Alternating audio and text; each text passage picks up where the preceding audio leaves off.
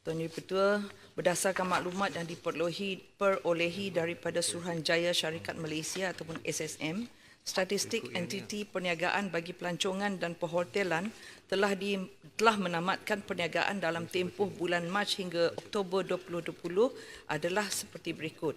Sebanyak 77 buah syarikat dengan kod 55101 hingga 55109 iaitu hotels and resort hotels dengan izin, motels, apartment hotel, chalets, rest house ataupun guest house, bed and breakfast units, hostels, homestay and other short-term accommodation activities dengan izin telah menamatkan perniagaan.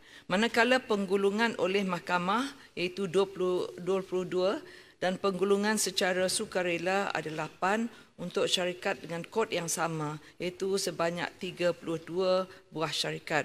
Sebanyak 57 buah syarikat dengan kod 79110 iaitu Travel Agency Activities, kod 79120 iaitu Tour Operator Activities dan kod 79900 iaitu Other Reservation Services and Related Activities dengan izin telah menamatkan perniagaan.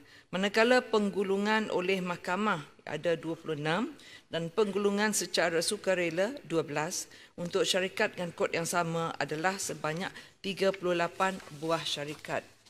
Pada masa yang sama, jumlah syarikat pengusahaan pelancongan yang memohon lesen baru dan diluluskan dari bulan Mac 2020 hingga 31 Oktober 2020 adalah sebanyak 135 buah syarikat.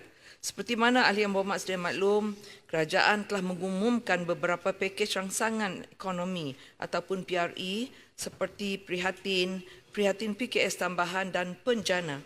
Inisiatif ini adalah untuk membantu meringankan beban rakyat dan kelangsungan perniagaan. Ia turut boleh dimanfaatkan oleh penggiat industri pelancongan dan seterusnya memulihkan industri ini. Sebenarnya banyak bantuan dan inisiatif yang ada, tapi nanti kalau saya bagi jawapan, saya akan sertakan jawapan yang bertulis ini kerana terlalu banyak kalau ia akan mengambil masa.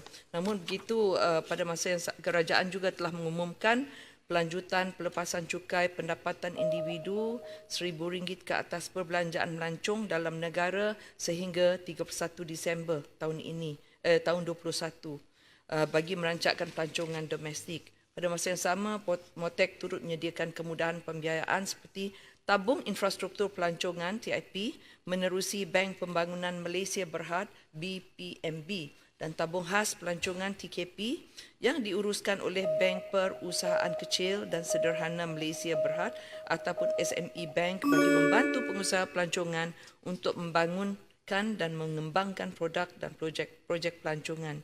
Inisiatif ini boleh membantu penggiat industri pelancongan dan yang berkaitan untuk terus mempan dan berdaya tahan lebih-lebih lagi dalam tempoh pandemik ini. Sekian, terima kasih. Terima kasih. Yang Muat, ringkas ya, Muat. Terima kasih Datuk Yang Pertua, terima kasih atas jawapan Yang Berhormat Menteri. Ini jelas menunjukkan bahawasanya kesan daripada pandemik COVID-19 ini telah menyebabkan kesan terhadap pertumbuhan ekonomi kita apabila banyak syarikat pelancongan dan juga hotel-hotel ini ditutup. Mengikut angka yang saya perolehi, jumlah perbelanjaan pelancongan inbound berjumlah 89.4 bilion dan jumlah perbelanjaan pelancongan domestik berjumlah 92.6 bilion. Ini pada tahun 2019. Jadi saya tanya Yang Berhormat Menteri, apakah pihak kerajaan mempunyai satu plan jangka masa pendek dan panjang, plan tambahan bagi merancangkan ekonomi pelancongan domestik untuk memastikan kelestarian industri pelancongan ini, memandangkan sempadan negara masih lagi ditutup dan boleh menyebabkan kepada keadaan kegawatan ekonomi akan menjadi bertambah untuk negara. Terima kasih Datuk Yang Dipertua. Terima kasih Tuan Ketua, terima kasih Yang Berhormat. Sebenarnya memang pun kita ada stimulus package sejumlah dalam 30 million untuk tahun ini yang banyak lagi masih belum digunakan. Namun begitu kebetulan pada hari ini saya akan bersama dengan pengusaha-pengusaha pelancongan akan menyerahkan penyerahan voucher untuk diskaun untuk merancakkan lagi industri pelancongan pada sehingga tahun ini, dan pada tahun hadapan kita ada 200 juta untuk tahun 2021. Selain daripada itu juga ingin saya nyatakan pada 19 bulan baru hari Jumaat yang lepas, MKN juga telah meluluskan travel bubble ataupun bergelembung perjalanan ini untuk kawasan green to green ataupun hijau ke hijau. Ini juga salah satu daripada usaha untuk kami menggalakkan atau merancakkan ekonomi melalui industri pelancongan. Itu sahaja. Terima kasih. Terima kasih Yang Hormat. Yang Hormat semua, sekarang tamatlah sesi untuk waktu pertanyaan-pertanyaan bagi jawab lisan pada hari ini. Terima kasih semua. Aturan Urusan Mesyuarat dan Usul-Usul DR 16/2020, Rang Undang-Undang Perbekalan 2021 menyambung semula perbahasan atas masalah bahawa rang undang-undang ini dibaca kali yang kedua sekarang.